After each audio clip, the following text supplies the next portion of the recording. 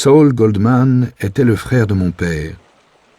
Avant le drame, avant les événements que je m'apprête à vous raconter, il était, pour reprendre les termes de mes grands-parents, un homme très important.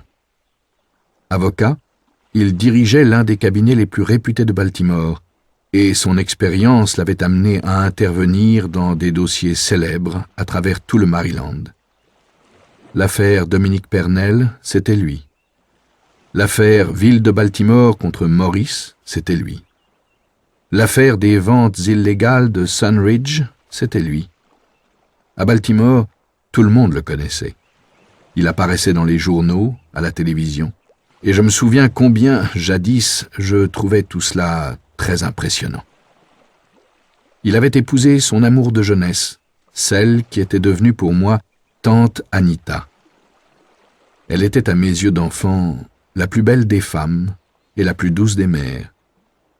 Médecin, elle était l'un des pontes du service d'oncologie de l'hôpital Johns Hopkins, l'un des plus réputés du pays. Ils avaient eu ensemble un fils merveilleux, Hillel, un garçon bienveillant et doté d'une intelligence hautement supérieure qui, à quelques mois près, avait exactement mon âge et avec qui j'entretenais des liens d'ordre fraternel. Les plus grands moments de ma jeunesse furent ceux passés avec eux, et longtemps, la seule évocation de leur nom me rendit fou de fierté et de bonheur. De toutes les familles que j'avais connues jusqu'alors, de toutes les personnes que j'avais pu rencontrer, ils m'étaient apparus comme supérieurs, plus heureux, plus accomplis, plus ambitieux, plus respectés. Longtemps, la vie allait me donner raison. Ils étaient des êtres d'une autre dimension. J'étais fasciné par la facilité avec laquelle ils traversaient la vie, ébloui par leur rayonnement, subjugué par leur aisance.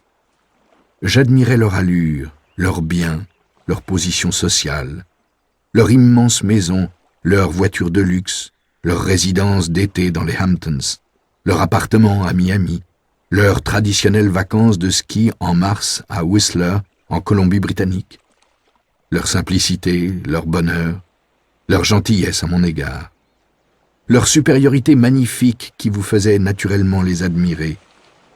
Ils n'attiraient pas la jalousie.